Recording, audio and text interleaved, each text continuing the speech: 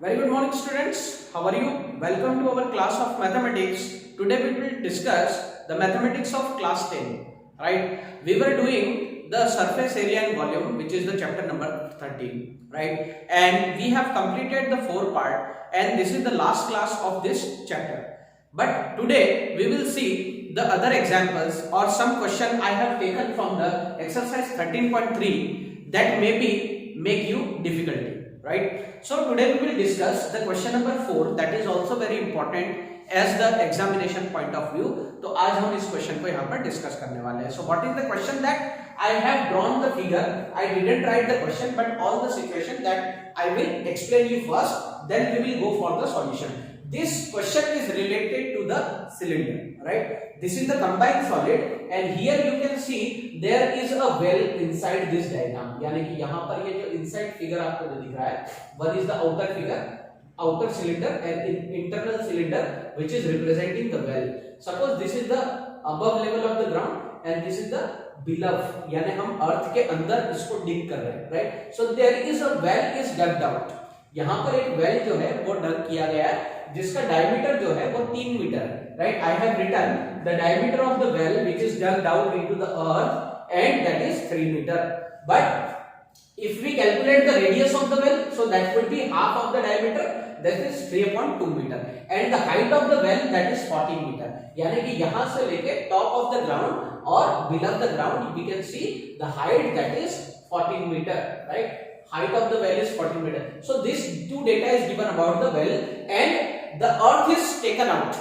Right? जब भी हम कोई चीज खोदते हैं तो वहां से कुछ मिट्टी निकलती है. So that earth is taken out, and by that earth or the soil we have made this embankment.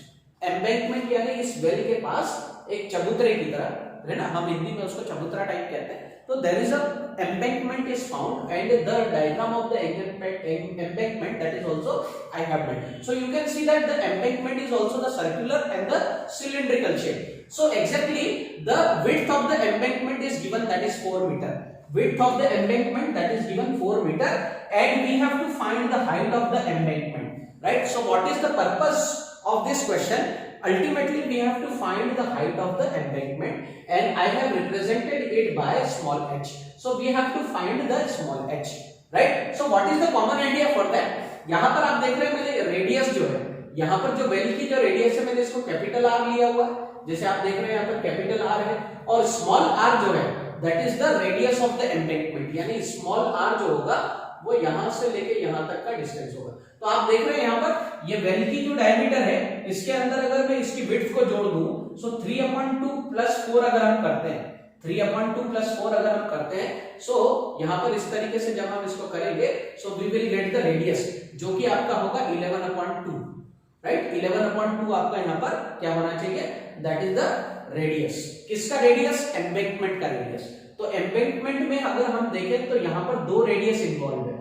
One is the radius of the well and the width of the embankment. दोनों को जब हम जोड़ते हैं तो यहाँ पर हमको इसका रेडियस मिलता है, और उस रेडियस को मैंने यहाँ पर 11/2 यहाँ रखा हुआ है. पूरी इक्वेशन को हम समझते हैं. What is the central idea of this question? Right? We know that the earth is taken out from the well that is exactly equal to the volume of the embankment. इसीलिए मैंने यहाँ पर लिखा है वॉल्यूम ऑफ वेल, यानी well का जितना भी वॉल्यूम होगा उसमें से जो भी अर्थ हमने निकाली है उसी से हमने एम्बैंकमेंट बनाया. तो एम्बैंकमेंट का जो वॉल्यूम है और जो वेल का जो वॉल्यूम है दोनों इक्वल होंगे, and this is the central idea of this question. Right? And if we write the formula of the well, so capital R that is the radius and the capital H that is the height of the well, so we can write pi r square h. यहाँ पर हम लिख सकते हैं. And if I write the formula of the volume of embankment, so we can see that there is the 2 radiuses involved. One is the radius of the well and the width of the embankment. इसीलिए यहाँ पर मैंने capital R और minus R को यहाँ पर क्या किया है, माइनस कर दिया है. राइट? तो ये चीज हम करेंगे. अब यहाँ पर हमको देखना ये है कि यहाँ पर पाई जो है ना, जब हम इसको इक्वलाइज करेंगे तो small h that is the height of the embankment, तो यहाँ पर ये पाई और पाई जो है ये कैंसिल हो जाता है. So the remaining value is r²/h. तो r² हमारा कितना है, 3/2, जो कि यहाँ हमने लिखा हुआ है 3/2² × 14. 3/2² का अगर हम सॉल्व करेंगे तो 3 का स्क्वायर 9 और 2 का स्क्वायर 4 होगा, and 14 will come as it is. यहां पर अगर आप देखेंगे तो R square minus R square ये हमने किया हुआ है, तो यहां पर आप देखेंगे 11/2 जो है ये that is the capital R. यहां पर 11/2 जो है ये पूरा रेडियस है और उसमें से हमने ये स्मॉल आर जो है ये माइनस किया हुआ है, राइट। तो इस तरीके से हम इसको लिख सकते हैं, या फिर हम इसको इस तरीके से लिखें तो ज्यादा बेटर होगा। आर स्क्वायर, आर छोटा हमने लिया है और यहाँ पर capital R, because the radius of the well that is capital R, तो हम small R square minus capital R square ऐसा लिख सकते हैं। या फिर हम यहाँ पर R1 और R2 भी कंसीडर कर सकते हैं। यहाँ पर मैंने स्मॉल और कैपिटल आर लिया हुआ है, आप यहाँ पर R1 R2 भी कंसीडर कर सकते हैं, राइट। तो यहाँ पर आप देख रहे हैं स्मॉल r जो है वो कितना है 11/2, यानी कि यहाँ की जो रेडियस है, यानी एम्बैंकमेंट की जो रेडियस है मैंने 11/2 होल स्क्वायर लिया है, यहाँ पर कैलकुलेट किया हमने।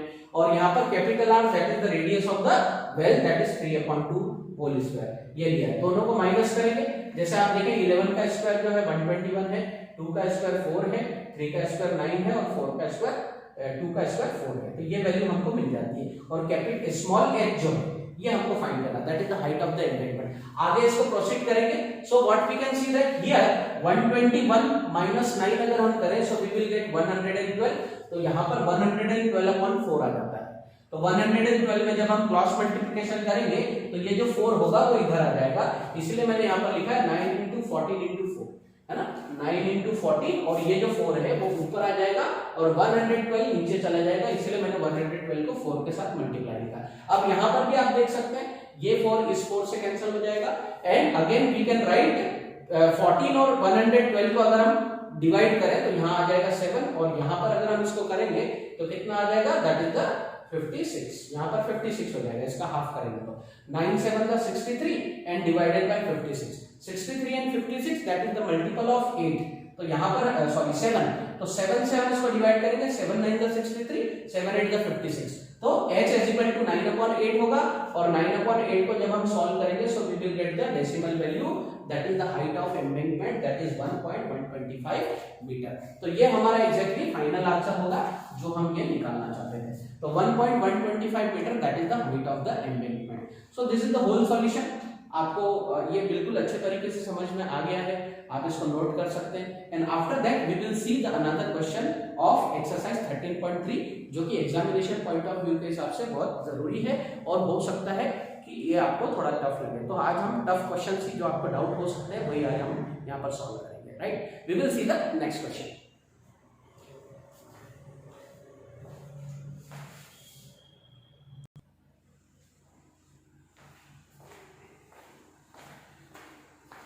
Now friends, we come to the question number 8 of the exercise 13.3.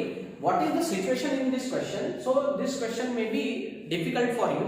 यहाँ पर एक कैनाल है, right? And the width of the water canal that is 6 meter.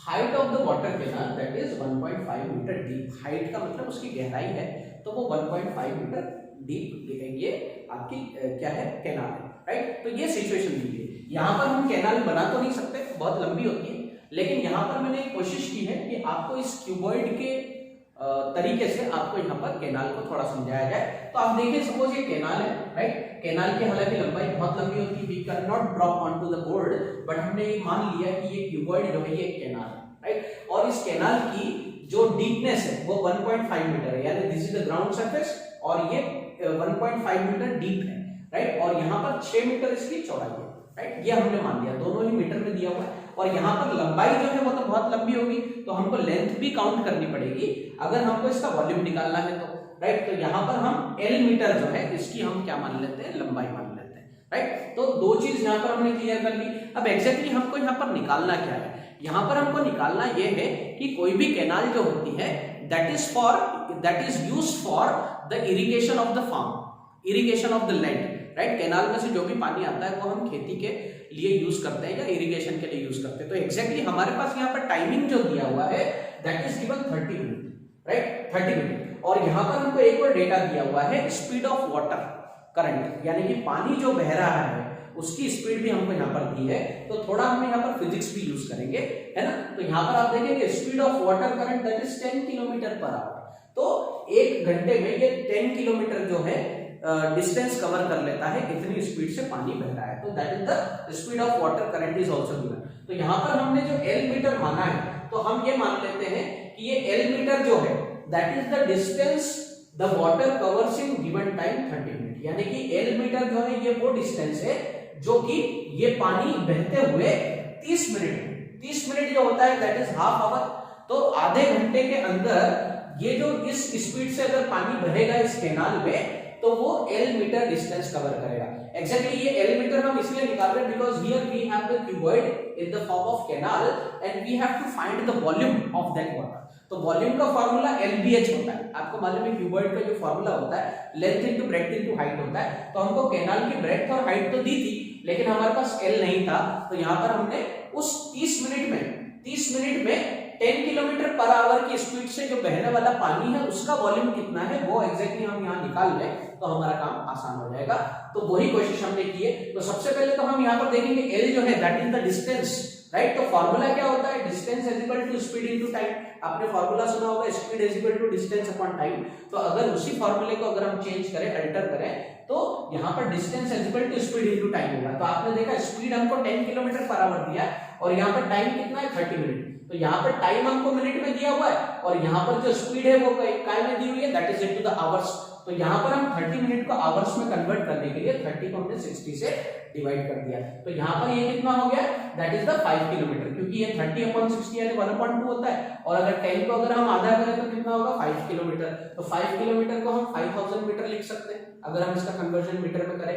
तो एग्जैक्टली ये वो लेंथ है, ये वो डिस्टेंस है जो कि 30 मिनट के अंदर पानी जो 10 किलोमीटर पर आवर की स्पीड से बह रहा है वो इतनी डिस्टेंस कवर करेगा। तो फाइनली हमको यहाँ पर L मिल गया है।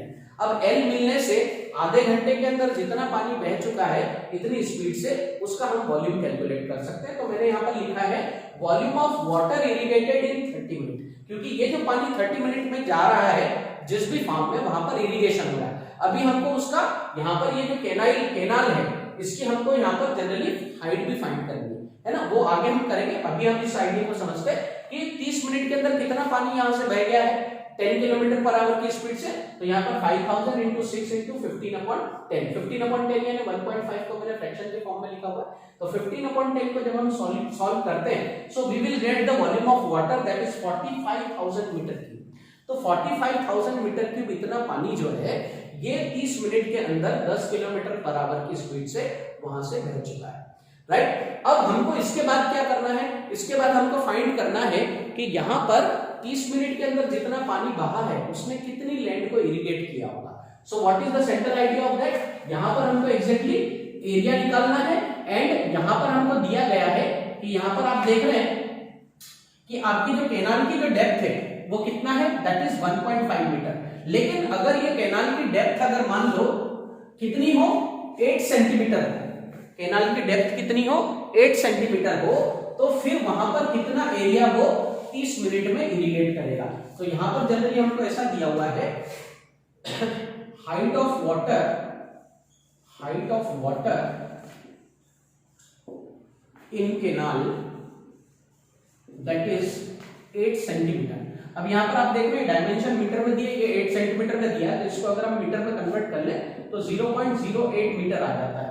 आप इसको डिवाइड करके देख सकते हैं 100 से, तो आपको 0.08 मीटर मिलेगा। तो ये हमारा that is the height of the water present in the, हालांकि कैनाल की जो हाइट है वो 1.5 मीटर है, that is very bigger than this, लेकिन पानी जो है वो मान लेते हैं कि हम इस लेवल तक ही बह रहा है, मान लेते हैं हम इसको 0.08 मीटर मान लेते हैं। तो इतनी हाइट तक ही पानी बह रहा है, बाकी की जो कैनाल है वो ओपन, राइट, यानी उस खाली है, उसके अंदर इतना पानी नहीं है एक्चुअली, राइट। तो यहाँ पर हम क्या निकाल लेंगे, we can calculate the height, right. तो हम यहाँ पर सेंट्रल आइडिया क्या करेंगे, we can get the area. यहाँ पर हम जो है वो निकालने जा रहे हैं, एग्जैक्टली एरिया निकालने जा रहे हैं। तो हम यहाँ पर निकाल लेंगे एरिया, राइट। सो लिखेंगे area of land irrigated by water, right, area of land irrigated by water in 30 minutes, ठीक है। तो इसका सेंट्रल आइडिया क्या होगा, यहाँ पर जो हमने अभी वॉल्यूम निकाला है, ये जो वॉल्यूम निकाला है, तो यहाँ पर इसको हम कैसे लिखेंगे exactly volume of water in canal, right, divided by height of water height of water in canal, right, ये निकाला। तो अभी हाइट वॉल्यूम हमने कितना निकाला है, that is 45,000 meter cube and height हमारी कितनी है यहाँ पर 0.08, राइट। अगर हम इसको सॉल्व करें तो यहां से देखो, अगर मैं डेसिमल अगर हटाता हूं तो ये वैल्यू हो जाएगी 45 लाख, कितना हो जाएगा 45। यहां से अगर मैं डेसिमल रिमूव कर दूं, ये जो डेसिमल है निकाल दूंगा, तो डेसिमल के बाद दो प्लेस, तो ऊपर जो है 2 जीरो लग जाएगी, तो यहां मैंने 2 जीरो लगा दी और नीचे क्या आ जाएगा 8 आ जाएगा। अब हम इसको कैलकुलेट कर सकते हैं इजीली, राइट। इसको हम कैलकुलेट करेंगे, so ultimately we will get the result approximately. यहाँ पर जो हमको रिजल्ट मिलेगा वो मिलेगा 5,62,500, कितना मिलेगा 5,62,500 मीटर स्क्वायर, 5,62,500 मीटर स्क्वायर, ये यहाँ पर हमको एरिया मिलेगा which is irrigated by the volume of water present in the canal in 30 minutes. तो this is our final answer, ठीक है। तो आई होप कि ये आपको जिसका जो सेंट्रल आइडिया है वो समझ में आया होगा। यहाँ पर कैनाल का डायग्राम बनाने से थोड़ा बहुत आपको सिनेरियो ये क्लियर हो गया होगा यहाँ पर, राइट। इसका कैलकुलेशन मैंने यहाँ पर नहीं किया, डायरेक्टली लिखा है, लेकिन आप इसको करके देख सकते हैं, definitely you will get this result, ठीक है ना। यहाँ पर आपका ये आंसर आ जाएगा, ठीक है। अब इसके बाद हम एक और एग्जाम्पल क्वेश्चन नंबर 9 जो है उसको भी डिस्कस करते हैं, right. Just note it down.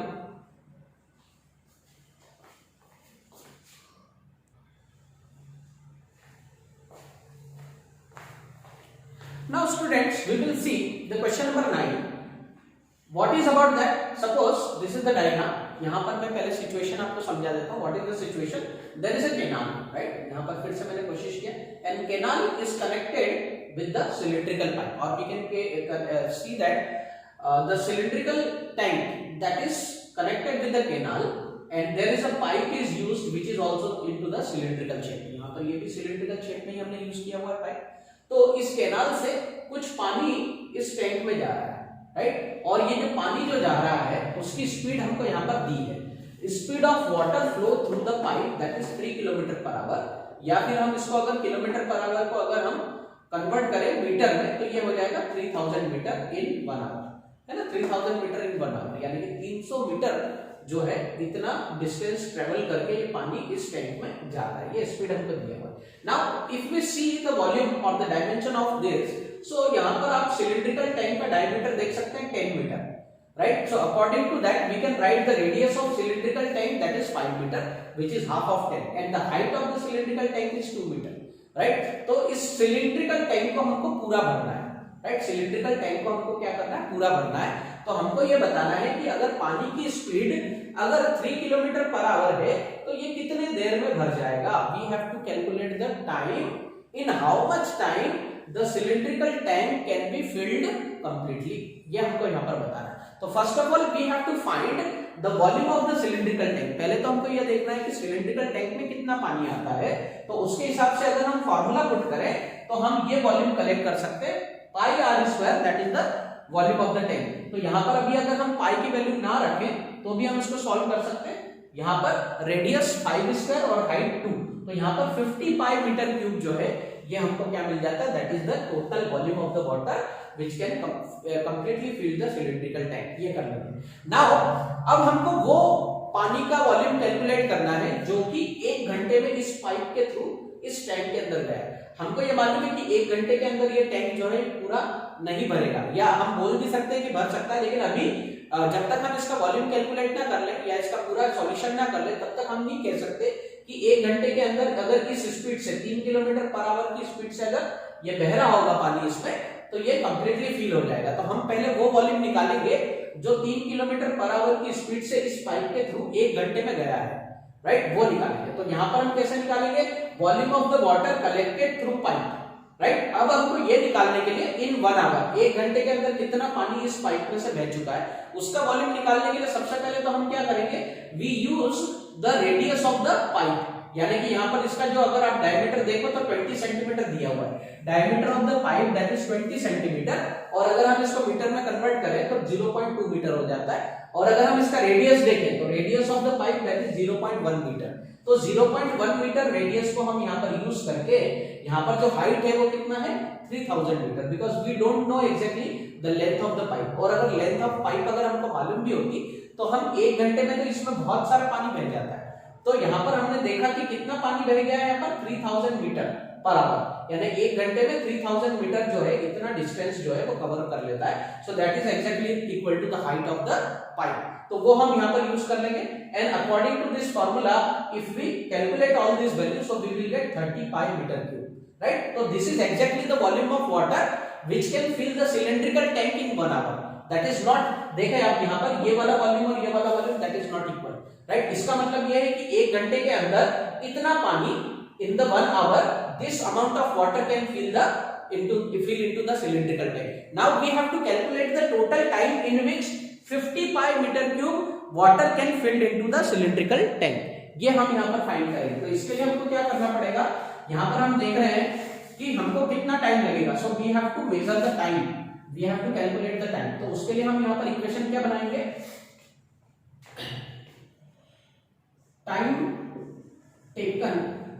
time taken to fill the cylindrical tank, right, that is equal to 50 pi upon 30 pi, ठीक है। 50 pi और 30 pi यहां पर हम इसको क्या करेंगे, मल्टीप्लाई करेंगे। तो ये हमारा टाइम जो मिलेगा, अभी हमको टाइम मिलेगा आवर्स में, राइट, आवर्स में मिलेगा। तो यहाँ पर हम ऐसा क्यों कर रहे हैं ये भी हमको समझना है कि यहाँ पर टोटल वॉल्यूम सिलेंडर का ये है और ये जो वॉल्यूम है 1 घंटे में भरने वाला वॉल्यूम है। तो हम इस वॉल्यूम से इसको हम क्या करेंगे, डिवाइड करेंगे, राइट। तो डिवाइड अगर करें तो यहाँ पर 0 से 0 और पाई से पाई कैंसिल हो जाता है। So that is 5/3 hours. 5/3 hours में ये पूरा टैंक जो है क्या हो जाएगा, भर जाएगा। तो 5/3 आवर्स जो है इसमें भर जाएगा। लेकिन अगर इसी को अगर हम मिनट में कन्वर्ट करें तो यहाँ पर हम देखेंगे कि 1 मिनट में कितने सेकंड होते हैं। यहाँ पर अगर हम देखें मिनट में तो 60 सेकंड है, 60 मिनट्स होते हैं। तो यहाँ 60 से हम इसको मल्टीप्लाई कर देंगे। सो वी विल गेट, कितना मिलेगा हमको यहाँ पर, दैट इज द 100 मिनट्स, ठीक है। 100 मिनट्स यहाँ पर हमको आंसर मिलेगा, क्योंकि 1 घंटे के अंदर 60 मिनट होते हैं। इसका मल्टीप्लिकेशन अगर हम करें तो यहाँ पर 3 से अगर हम डिवाइड करेंगे so we will get 20, right. 3 1 3 और यहाँ पर 20 हो जाएगा and 25 we can say 100 minutes. तो यहाँ पर 100 मिनट्स के अंदर ये सिलिंड्रिकल टैंक जो है कंप्लीटली पानी से भर जाएगा। आई होप कि ये मेथड आपको समझ में आई होगी। अगर नहीं समझ में आई तो इसको सॉल्यूशन को आप 2-3 बार रीड कीजिए, इसको लिखिए, समझिए और इसको फेयर बुक में भी कीजिए। वैसे सारे जो पीडीएफ है वो हम आपको डे बाय डे जो है भेजते जा रहे हैं। और आप कुछ स्टूडेंट ऐसे भी हैं जो होमवर्क सबमिट कर रहे हैं, लेकिन कुछ स्टूडेंट ऐसे जो होमवर्क सबमिट नहीं कर रहे हैं, तो वो जरूर करें। हम उसको चेक करके फिर से रीसबमिट करेंगे और अगर उसमें कुछ क्लैरिफिकेशन अगर आपको करना है तो वो भी हम बिल्कुल बताएंगे। एक और आपसे रिक्वेस्ट मैं ये करना चाह रहा हूँ कि जब भी आप होमवर्क का जो पिक लेते हैं, उसका फोटो जो लेते हैं, वो आप इस तरीके से लीजिए कि एप्लीकेशन के अंदर अच्छे तरीके से क्लैरिटी के साथ आए। क्योंकि अभी कुछ ऐसा ऑब्जर्वेशन आया है कि पिक्चर्स जो है क्लियर नहीं होते, कुछ होते भी हैं लेकिन कुछ कुछ ऐसे होते हैं जो क्लियर नहीं होते। So be careful whenever you take the photograph of that picture of the homework in the fair book. So be careful about that. So thank you very much for watching this video. Have a nice day.